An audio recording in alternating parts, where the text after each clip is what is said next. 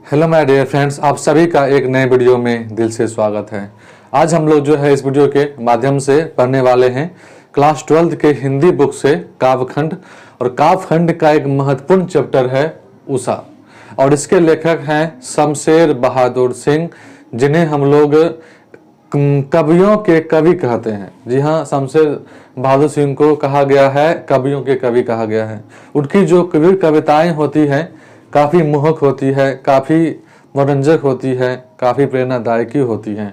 और उन्होंने इस कविता के माध्यम से दैनिक जीवन में जो प्रातःकालीन जो मनोरम दृश्य होता है, उन दृश्य के प्रति इनके जो भाव हैं उनको व्यक्त किया है। इस कविता के माध्यम से उन्होंने बताया है कि हमारा ये दुनिया जो है, हमारी ये जो सृष्टि जो है बहुत ही खूबसूरत है, और उन्हीं के बारे में इन्होंने यहाँ पर विस्तार पूर्वक बताया है। नहीं, इस पंक्ति के माध्यम से उन्होंने प्रातःकालीन सौंदर्य का, किसका सौंदर्य का, तो प्रातःकालीन सौंदर्य का, आप लोग ध्यान से देखेंगे इसको।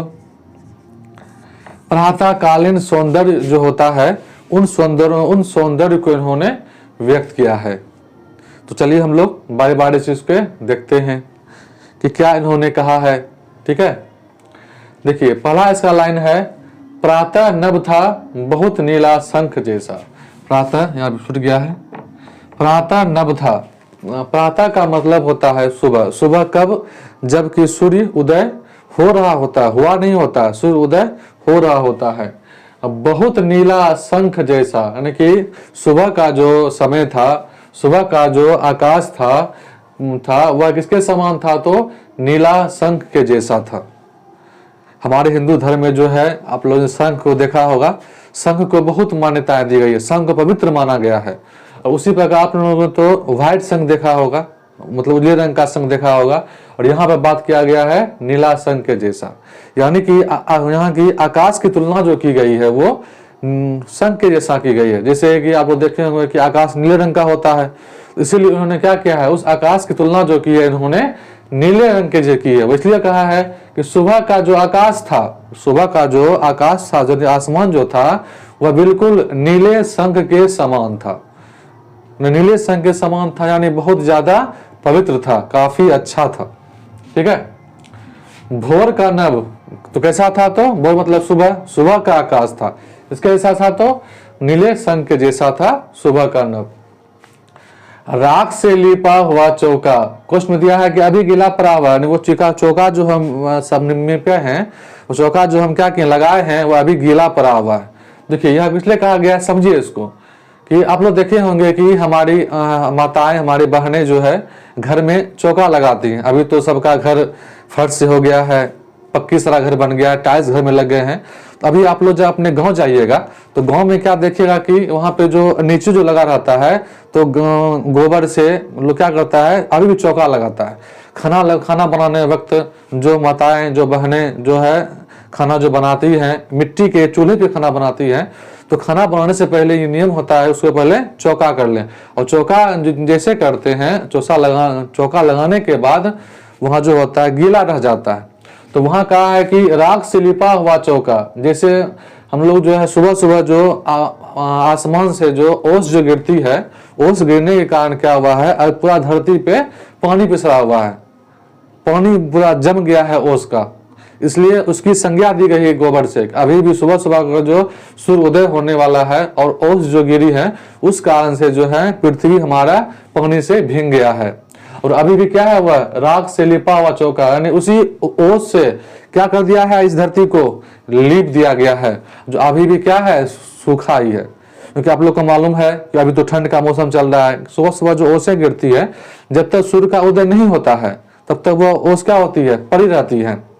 तो यहाँ पे जो कवि ने जो क्या संज्ञाएं दी है कि जैसे हम लोग घर चौका को किससे निपते हैं, गोबर से निपते हैं, तो वो क्या होता है, सूखा रहता है जब तक कि सूर्योदय नहीं हो जाए, थोड़ी देर के बाद वो सूखता है। उसी प्रकार जो है हमारी जो क्या कहते हैं कि प्रकृति के द्वारा जो ओसें गिरी हुई हैं, उस ओस के द्वारा जो है इस धरती को लीप दिया गया है, और वो अभी क्या पड़ा हुआ है, गीला पड़ा हुआ है। कितना सा ऐसा काव्य सौंदर्य है कि इसमें कभी कहते हैं कि सुबह का जो नभ है, सुबह का जो आकाश है, यानी कि भोर का जो आकाश है, बिल्कुल नीले शंख के समान है, मतलब काफी खूबसूरत है। नहीं, अभी सूर्य उदय ही हो रहा है और उसी उदित क्रम में जो है काफी अच्छे सामान है, देखने का काफी सुंदर उसका मनोरम दृश्य है।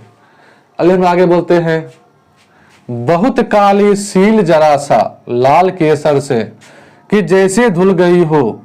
समझते हैं, बहुत काली सील जरा सा, काली जो है, काली, काली का मतलब हो गया अंधेरा, अंधेरा मतलब दिया गया है यहाँ पे रात से लिया गया है। क्या दिया गया है? रात से दिया गया है, रात से संबंध दिया काले का।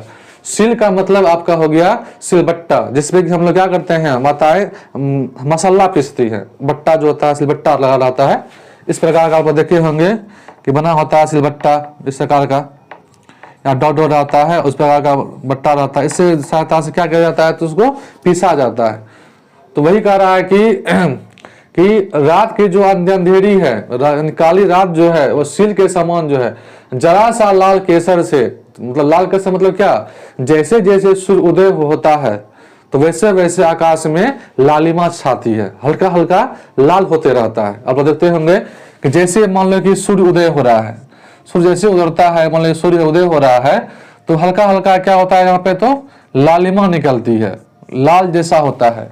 और लाल जैसे ही आता है धीरे धीरे तो जो क्या, ये जो स्लेट का रंग भी, इसका भी रंग क्या हो जाता है, तो इसी रंग के समान हो जाता है, स्लेटी हो जाता है। यानी कि लाल केसर से हम क्या करेंगे, अगर स्लेट पे हम क्या करेंगे, इसको पीसेंगे, इसका भी कलर क्या हो जाएगा, तो इसी लाल केसर के जैसा हो जाएगा। वही कह रहे हैं कि बहुत काली रात जो सील के समान थी, कि जैसे सूर्य का लाल किरण पड़ा उस पे, वह जो काली जो रंग था, यानी वह काले जो था वह बिल्कुल गायब हो गई, और जैसे धुल गई हो, माने वह काला रंग क्या हो गया, गायब हो गया।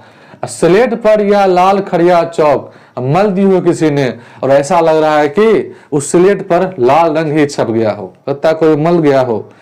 मतलब कहने का अर्थ यह है कि जो काली रातें थी, जैसे ही सूर्य का आगमन शुरू हुआ, हल्की सी लालिमा आई, उस लाल रंग के कारण ही अंधेरा क्या हो गया, रफू चक्कर हो गया, मतलब वह अंधेरा गायब हो गया और एक नए सुबह की शुरुआत हो रही है, एक नए दिन की शुरुआत हो रही है। और उस प्रकृति का सौंदर्य जो है काफी अच्छा है, काफी बढ़िया उसका सौंदर्य है, यहाँ यही कवि यहाँ पर कहना चाह रहा है। ठीक है, आगे देखते हैं। तब नील जल में या किसी की गौर झिलमिल दे जैसे हिलमिल रही हो। कितनी बार कहा है, नील जल में या किसी की गौर झिलमिल दे जैसे हिल रही हो। गौर मतलब होता है सरसुंदर शरीर, झिलमिल मतलब होता है, झिलमिल मतलब थोड़ा सा कहते हैं कि इधर उधर जो हिलते हैं, झिलमिलाते हैं, वही हो गया। नील जल में, नील मतलब हो गया नीला जल।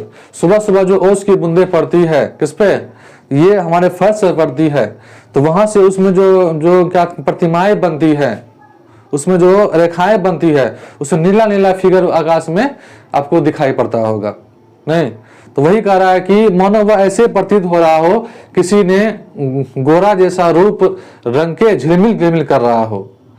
नहीं, उस सुबह सुबह के वातावरण का यहाँ पर वर्णन किया है कि नील जल में या किसी की गौर झिलमिल दे हो जैसे हिल रही हो, मतलब जैसे सुंदर महिलाएं, जैसे सुंदर कन्याएं अपने रूप के खातिर इधर उधर हिलते रहती, काफी सुंदर लगती है।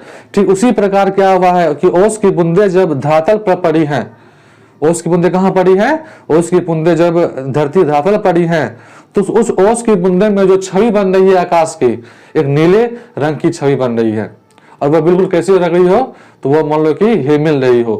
तो वही यहाँ पर कवि ने कहा है।